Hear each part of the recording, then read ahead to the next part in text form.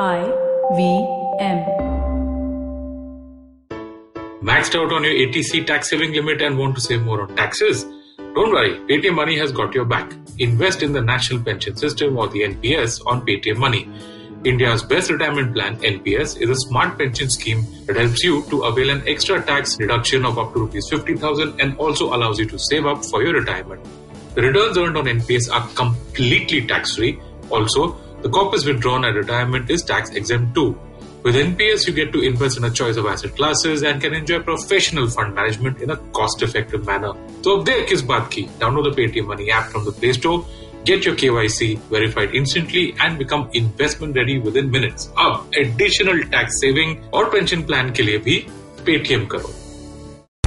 Folks, welcome to Paisa Vaisa. I'm your host Anupam Gupta, B50 on Twitter, and I hope all of you are staying safe, staying at home, and as always, my gratitude from our show, from IVM, from all of us to the people on the front line battling this war for us, the civic workers, the health workers. Thank you to everyone who's doing this.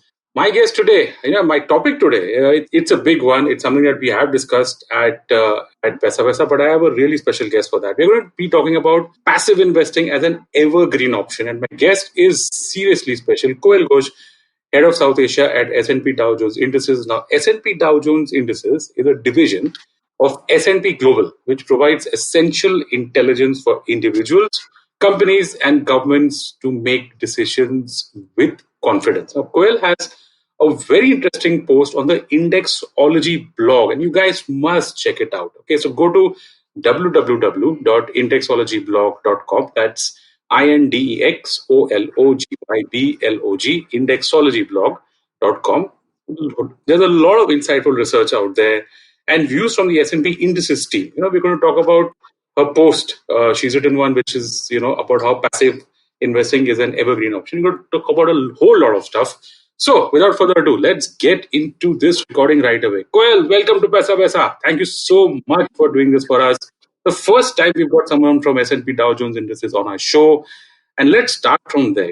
Tell us what exactly is S&P Dow Jones Indices, because we're all familiar with, the Dow Jones Industrial Index, the S&P 500 Index, the NASDAQ. A lot of us even know S&P as credit rating agency. So let's start with how does this work? What's your company about? What's S&P Dow Jones Indices about? Let's start with it. Yeah. Hi, Anupam. Firstly, thank you for inviting me to talk to you and your listeners. And I'm truly very excited to talk about passive investing because this is something I'm deeply passionate about. But to kickstart, yes, Standard & Poor's as an organization does have a lot of different businesses. And S&P Dow Jones Indices is the index division. So it's basically the joint venture of S&P Global. As you mentioned, it's our parent company and it's a controlling member, and Chicago Mercantile Exchange Group. So we are a joint venture. And S&P Dow Jones Indices has been the largest global resource for essential index-based concepts, data, and research. And of course, everybody's heard of the S&P 500 and the Dow Jones Industrial Average. They are a part of our entire index basket. Now, one of the things that many may not know is that there are more assets invested in our products based on our indices than products based on indices from any other provider in the world.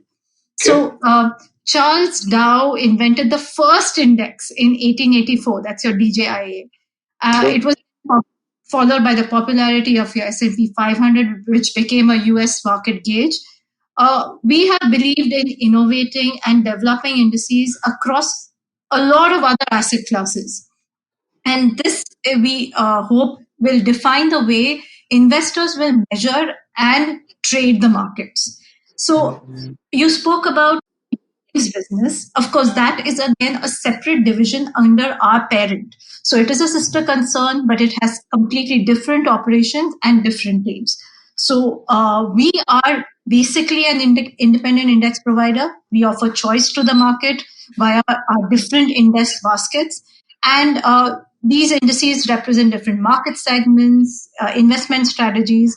And what we always try to do is we keep a product-focused approach. So it helps us then develop relevant indices for markets and the countries that we serve. Now, coming to a bit to India, S&P Dow Jones has been in India for over 2 decades. And, we've used this expertise to help us understand what the market needs. And currently, we are in our partnership with BSC. We have been providing a lot of solutions to the market and also helping in furthering the entire passive movement that India is currently going through. Fantastic. I need to do a totally separate show with you on how these indices are even manufactured, because sometimes it gets so confusing for us. And I would love a lot of insight on all of this Nifty, Sensex, because even the Sensex is actually, I think the full name is now the S&P BSC Sensex. Absolutely. Yeah. So, maybe I can do a separate episode with you on that. Sure. So, let's start with this. I thought that you had a really fascinating post on passive investing as an evergreen option. So, as someone who actually makes these indices, let's talk about this post now. I had a look at the post. Listeners, you can also have a look at it on the Indexology blog, where Koel has written it. The title of the post is "Passive Investing as an Evergreen Option."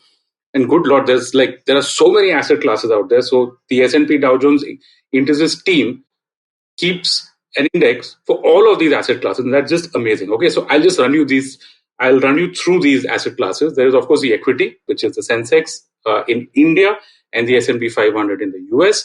There is gold, okay. Then there is debt, which is like sovereign bond debt, and then there is crude. Now, these are just 4 or 5 assets which are fairly large. I'm sure there's much more out there, but I found that the results were really stark. The way that these indices have performed, whether you look at it in the last 3 months or in the last 1 year. And Koel has actually, she's written in a post that each asset class with its own characteristics is highlighting trends, which is keeping investors perplexed. And that's right, because when you look at equity, it has just plunged. All of us know that. Gold, not that much. Debt, of course not. Crude has its own trend. So now a lot of our listeners, Koel, don't really track these individual markets that much. Maybe they don't have the time, and all they get to see is maybe just, this is what the Sensex did and this is what the Nifty did. So can you please give them an overview, on what exactly is happening across these asset classes? Yeah, absolutely. So, each asset class, as I have mentioned, be it equity, fixed income, or commodities, have their own reactions to markets. I mean, one of the areas where, there are indices created is also currency. There are a lot of currency indices as well. Now, to understand an entire perspective of how each of these asset classes work, I try to, put them in examples because it's easier to understand when we compare them with numbers. Now, there is a way you can compare with shorter term trends. Sometimes they say shorter term trends are not reflective rather of how the asset classes perform. So I kind of try to do justice by comparing it to longer term trends as well. Now, if we see the patterns, we see how each asset class at least has a defined trend to different market cycles. Of course, I have to qualify past performance cannot be a forecast to the future, but that said, it definitely gives us an understanding of how that asset class behaves. So let's take up equity. Like we compared the Indian markets to the US markets. We use the S&P BSE Sensex as an representative of the Indian markets, and I used S&P 500 for the US markets because they are very well-known market gauges. Now, a 10-year comparison of the 500 gave us an annualized return of 11.69% as compared to the Sensex. Now, as you mentioned, 2020 was definitely not a good year for equity markets. And now if I compare just a Jan to April end kind of a trajectory, the 500 given a negative 9%, and we have a Sensex which has given a negative 18%. So, wow. You can understand if somebody is just looking at asset allocation and they're thinking, okay, should I put in, Indian market? Should I put in the US markets? This is a very easy way to kind of filter out and understand, okay, where should I allocate? Now, let's look at fixed income. There's been a lot in the markets that's been going around, but if you see the trend, it's been a more steady asset class. And we have for the Indian markets, we have an S&P BSC 10-year GSEC. Now, it's a good sovereign index, so we know it's a good way to understand how the market's been moving. And a 10-year annualized return is at 2%. Obviously, fixed income will not give you the kind of return equity. Again, you're seeing the pattern of that. An equity can be a very high return or a high loss trajectory, while a fixed income can be, in that pattern, not a very high, but a more stable return trajectory. Sure. But you see, Jan to April, we saw a negative 18% in the Sensex. This is a negative 0.2% from Jan to April. So you can understand, of course, it was negative. The markets are behaving, but it's more from almost a positive, you can say, trajectory. Now, just quickly going over to another gold and crude, especially because you mentioned, I know this is a lot of asset classes. Equity and fixed income are probably the most simplistic ones. Commodities, people generally, as Indians, we love our gold. So I think that is something that we can, basically understand that asset class and compare with. So gold, of course, has been the golden positive trend with a 10-year annualized return of 3%, but a much more stronger Jan to month-end return of 10%. But you'll see a crude has a deep negative trajectory. So what I'm trying to, bring to light here is while portfolio managers, while investors are looking at how do I, allocate my funds, asset allocation becomes so critical because in such times you have to see which asset allocation will work for you. And maybe you'll have to play around a little with it to shift it around to see that you are using that asset class which works to your benefit the most. It's fascinating. I would, when I look at this table on your blog, I would say that I wish that I was just in gold and bonds if I was in India. Or if I look at the 10-year pattern, I'm going to just read from your blog because this index comparison over the long term, the blog post, the data that's there, that 10-year is such a, that those numbers are just mind-boggling. If I look at the S&P 500, for example, the 10-year return that there is about 10.53%. And that's the highest across all categories. And then, okay, maybe you could say that Indians don't have an opportunity to put in the S&P 500 till recently, of course, because I just had the Motilal Oswal guys talk about their new index fund for the S&P 500. And you've got sovereign bond of India, 10-year return of 7%, like 7% right. The market is, when the stock markets are down sharply, sounds like, wow, give me that already. Yeah. Of course, you got gold, which you said 3% annualized, and then Sensex 10-year return of just 7%. I mean, equity is supposed to beat inflation. I don't know if that's happened. Anyway, so, folks, just check out the blog post that Koel has written for all these numbers that I just spoke to you about. I really like the quote that you started your post with, where you have quoted John Bogle, of course. Who doesn't know John Bogle? Legendary investor, CEO and the founder of Vanguard. Here's what Koel said. The idea, who's quoting from John Bogle, the idea that a bell rings to signal when investors should get into or out of the market is simply not credible. After nearly 50 years in this business, I do not know of anybody who has done it successfully and consistently. I don't even know anybody who knows anybody who's done it successfully or consistently. I think the point here is that markets, assets trade 24 hours in a day, and it's really impossible for anyone to get into this or out at the right time. So we are going to talk about the main topic of the post and of this podcast, which is that why does Koel think that passive investing is an evergreen option? So folks, don't go anywhere. We'll be right back on this really special episode of Paisa Vaisa. Hey everybody, welcome to another amazing week on the IVM Podcast Network. If you're not following us on social media, please do. We're IVM Podcasts on Twitter, Facebook, and Instagram. I'd like to thank our sponsors this week, Paytm Money.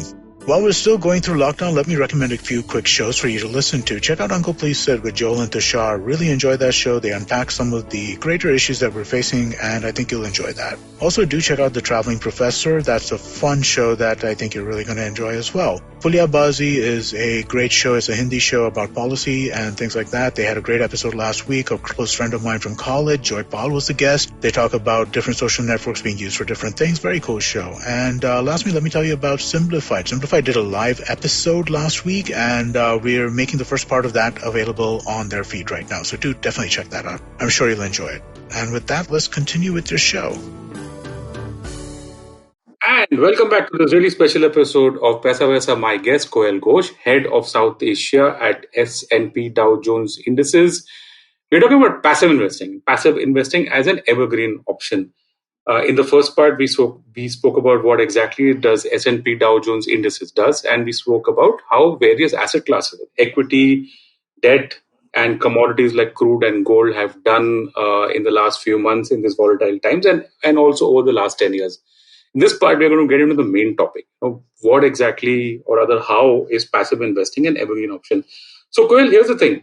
A lot of my listeners have SIPs running. I'm sure that you've seen the numbers in India. I mean, you yourself have been associated with the mutual fund industry here in India for quite some time. So you know the numbers. We are at about 3 crore SIPs. I think the average ticket size is about 3,000 or 4,000 rupees a month.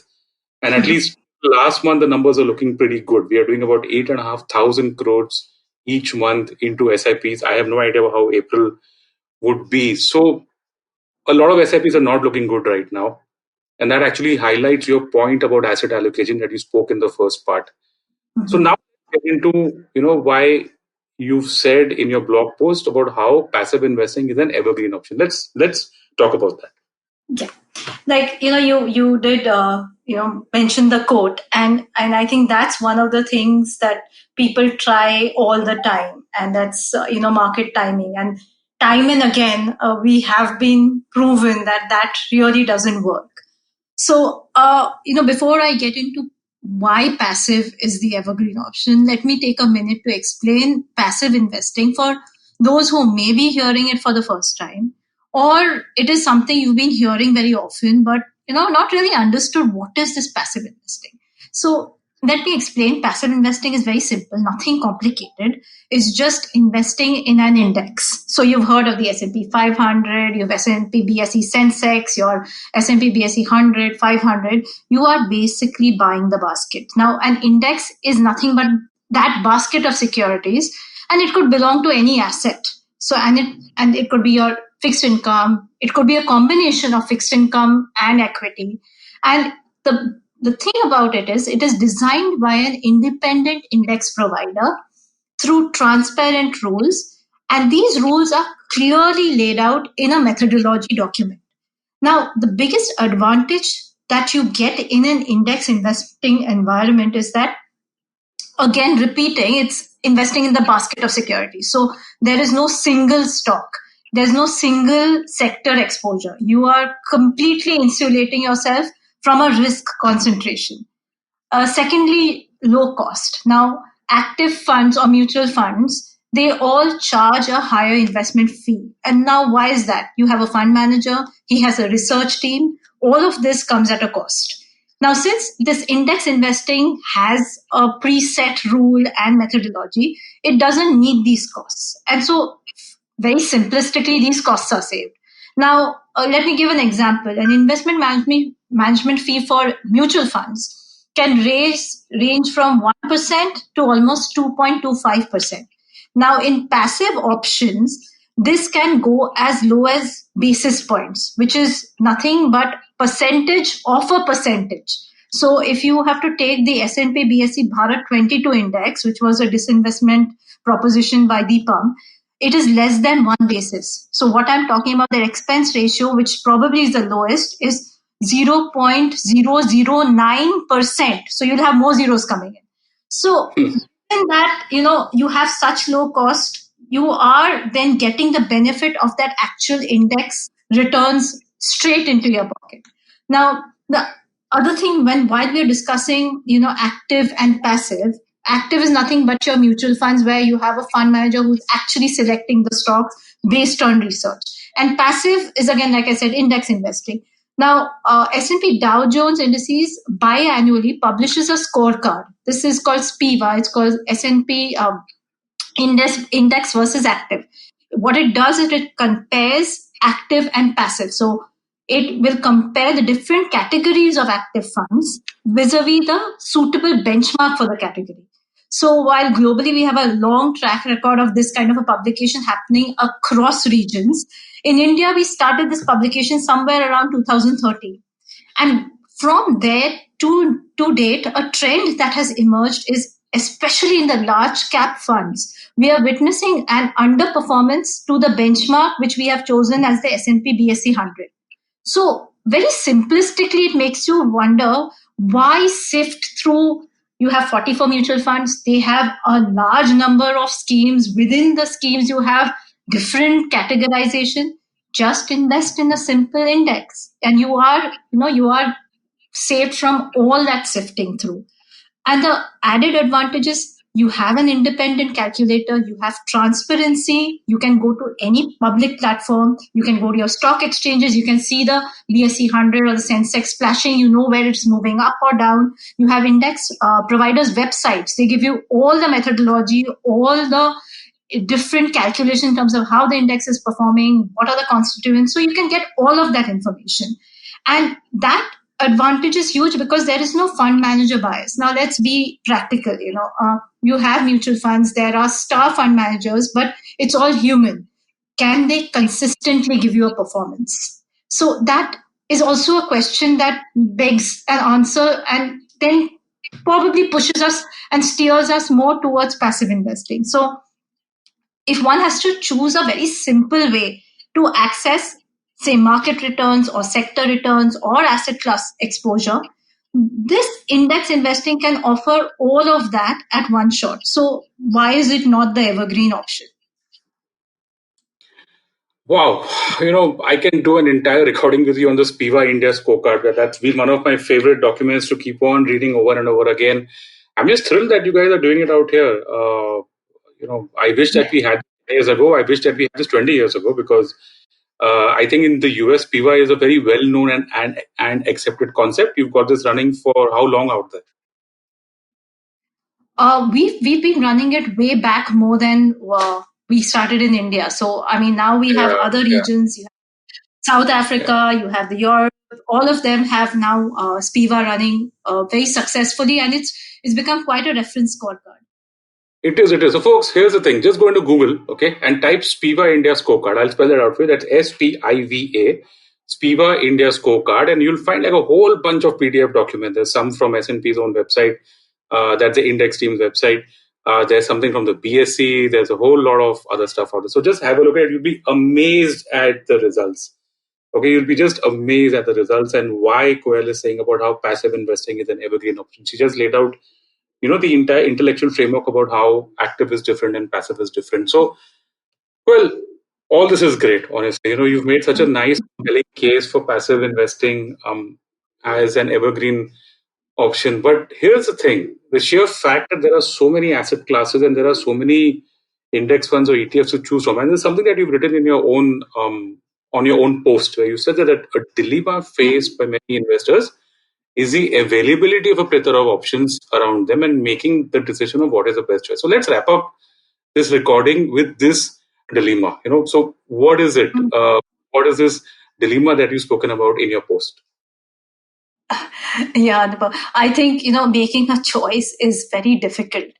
Even if you take simple things such as clothes, it's a different thing that today we are in the COVID environment. We are all in casuals and, having really lounging around. But, there have been times when, you've been looking at your wardrobe and saying that, what do I pick up? You go to a place food and you have so many options, whether you want to do, healthy option, a fine dining option, you want to do Chinese, takeout. I mean, even family travel up till now could be a, case for a lot of debating.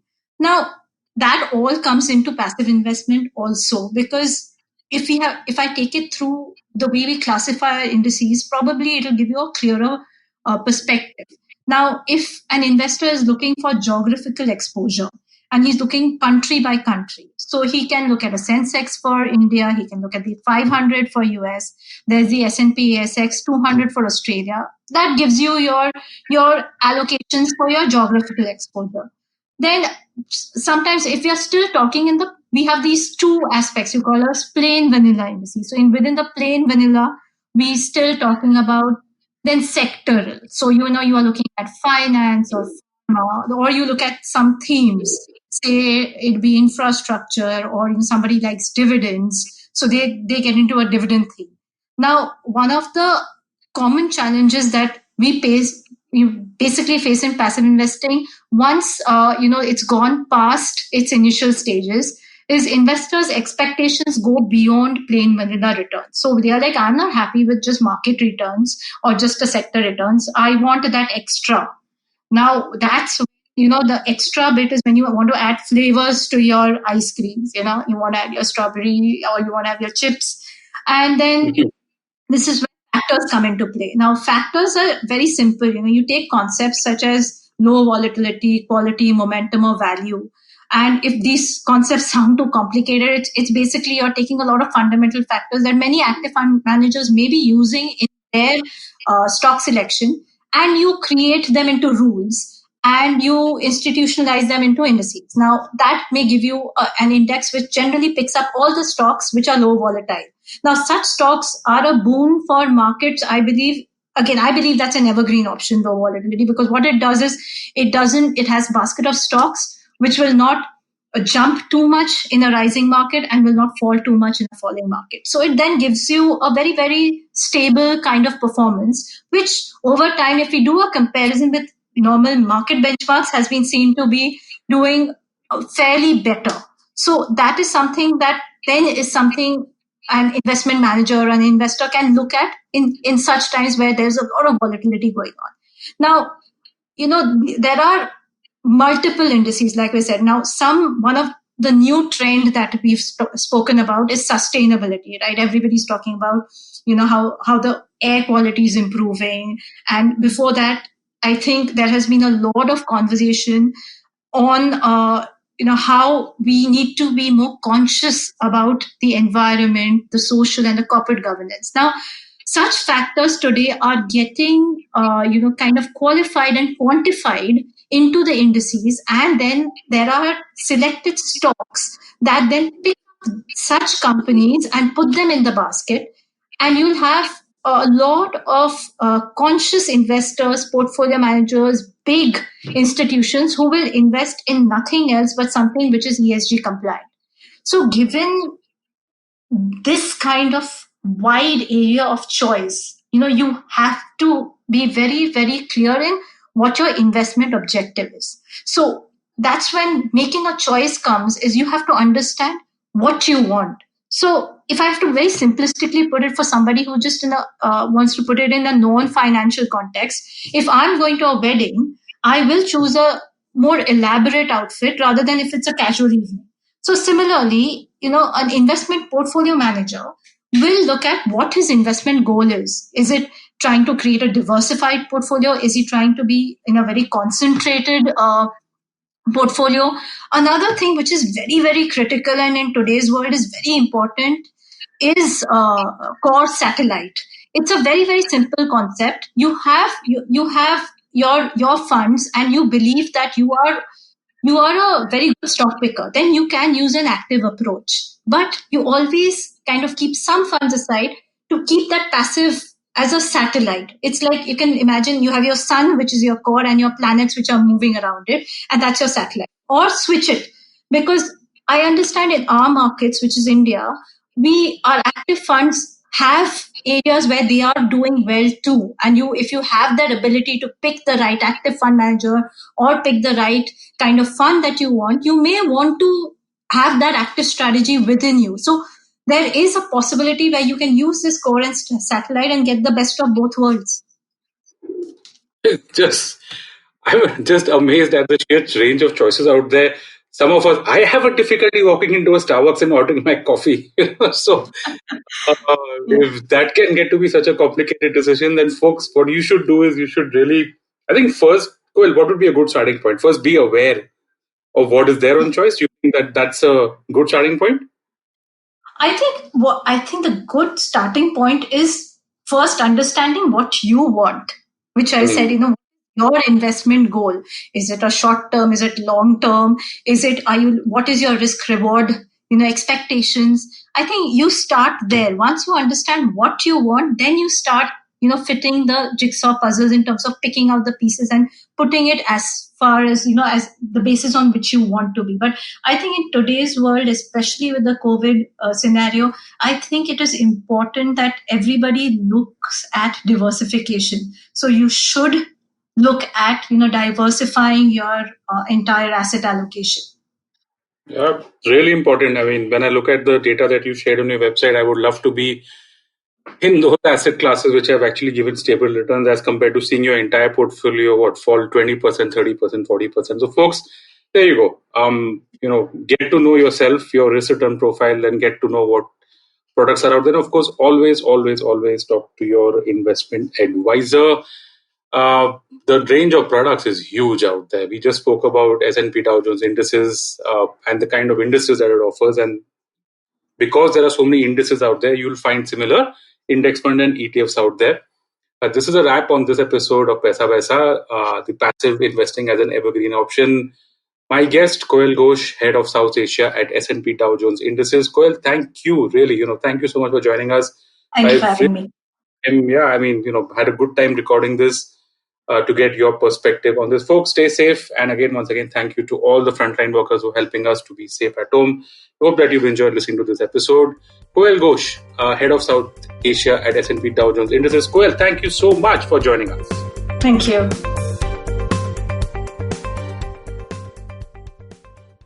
No material on the show should be considered as financial advice. The material on the show is for informational purposes only. Please consult a financial advisor before taking any investment decision.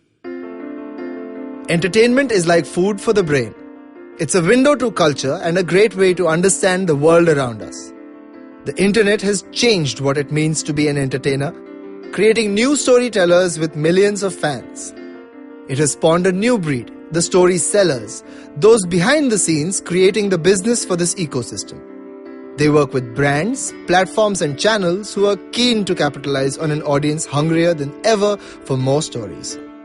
I am Vineet Kanabar, and I have a ringside view to how stories are told and sold.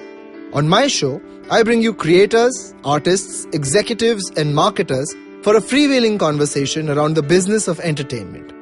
Tune in to Storytellers and Story Sellers for personal stories, analysis and criticism every Thursdays as I talk to the brightest minds telling or selling great stories today.